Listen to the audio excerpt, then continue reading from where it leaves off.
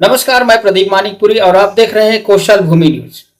आज हम बात करेंगे भारत के राजनीति के दो ऐसे मुद्दे पर जिनका प्रभाव जो है आने वाले दिनों में राजनीतिक जो लोकतांत्रिक व्यवस्था है उस पर असर पड़ सकता है।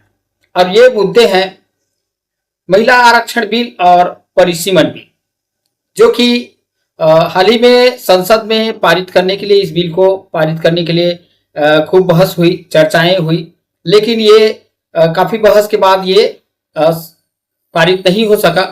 तो आइए जानते हैं कि ये बिल क्या है, क्या उद्देश्य है इनके। हाल ही में इन दोनों विषयों पर संसद में बड़ी चर्चा हुई, लेकिन प्रस्ताव पारित नहीं हो सका।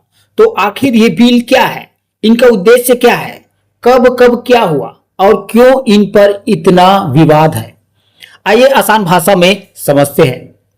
सबसे पहले बात महिला आरक्षण बिल की।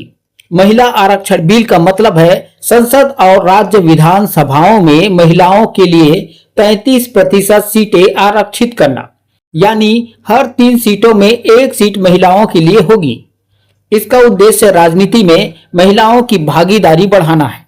भारत की आबादी में महिलाएं लगभग आधी है, लेकिन संसद में इनकी हिस्सेदारी लंबे समय तक बहुत कम रही है। अब जानते हैं इसका इतिहास।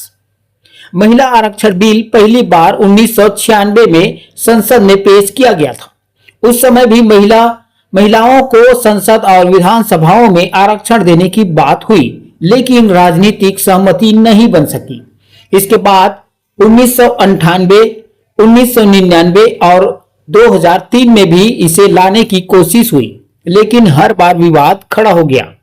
कुछ दलों ने कहा कि ओबीसी महिलाओं के लिए अलग आरक्षण होना चाहिए। कुछ नेताओं ने कहा कि सीटों के रोटेशन से क्षेत्रीय राजनीति प्रभावित होगी, और कुछ लोग इसे पुरुष नेताओं की सीटें कम होने से जोड़कर देख रहे थे। फिर आया साल 2010।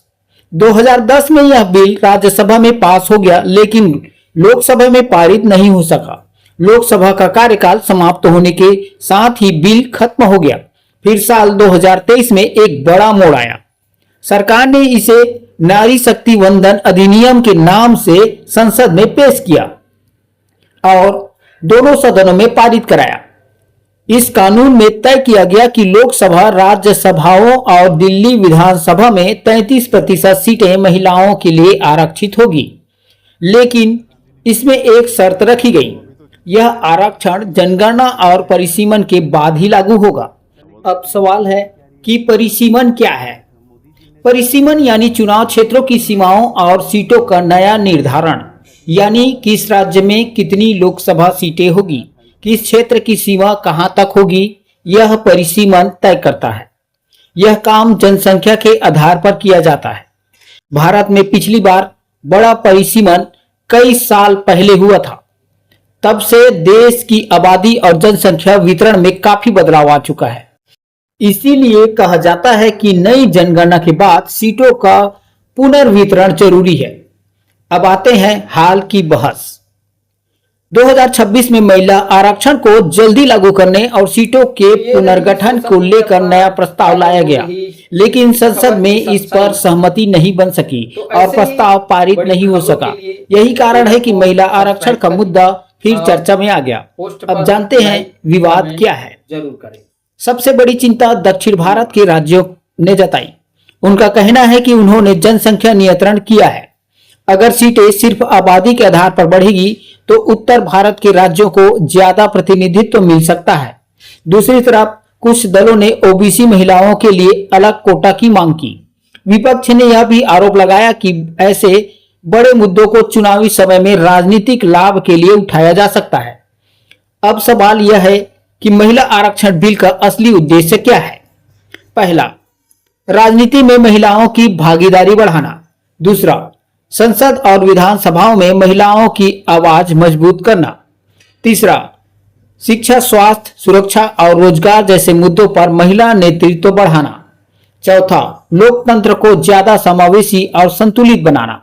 और पांचवा, पंचायतों की तरह राष्ट्रीय राजनीति में भी महिलाओं को नेतृत्व देना। भारत में पंचायतों में महिला आरक्षण के बाद लाखों महिलाएं नेतृत्व की भूमिका में आई है। अब आगे क्या होगा?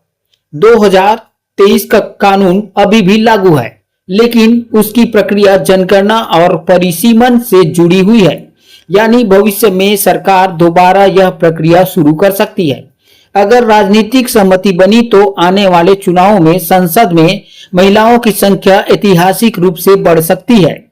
अंत में इतना ही कि महिला आरक्षण बिल सिर्फ सीटों का मामला नहीं, यह बराबरी, प्रतिनिधित्व और लोकतंत्र की मजबूती का सवाल है। और परिसीमन सिर्फ नक्शा बदलने का काम नहीं है, यह तय करता है कि संसद में किस राज्य की कितनी आवाज होगी। अब देखना होगा कि आने वाले समय में देश की राजनीति इन दोनों मुद्दों को किस दिशा में ले जाती है। दूर करके हम डायरेक्ट ये प्रस्ताव रख के इसे पारित करने की कोशिश कर रहे हैं। इसका बहुत आनंद है और मुझे लगता है कि सब लोग साथ देके ये प्रस्ताव पारित हो जाएगा। मैडम, एक तरफ इसे देश भर में लेकर काफी ज्यादा उत्साह कार्यक्रम किए जा रहे हैं, वहीं विपक्ष इस पे कटाक्ष कर रहा है कि लागू होने में ये कानून काफी ज्यादा समय लगाएगा। 2029 से ये लागू होगा, क्योंकि अभी जो उसके बीच में रोड़े थे वो भी हटाए गए और विपक्ष का काम ही है हर बात को लेके उनके मोदी जी के खिलाफ खड़े रहना। पर देखिए, अभी ये स्त्रियों का मामला है, हमारा मामला है, तो इसमें रोड़े वो ना डाले, वही सबके लिए अच्छा है।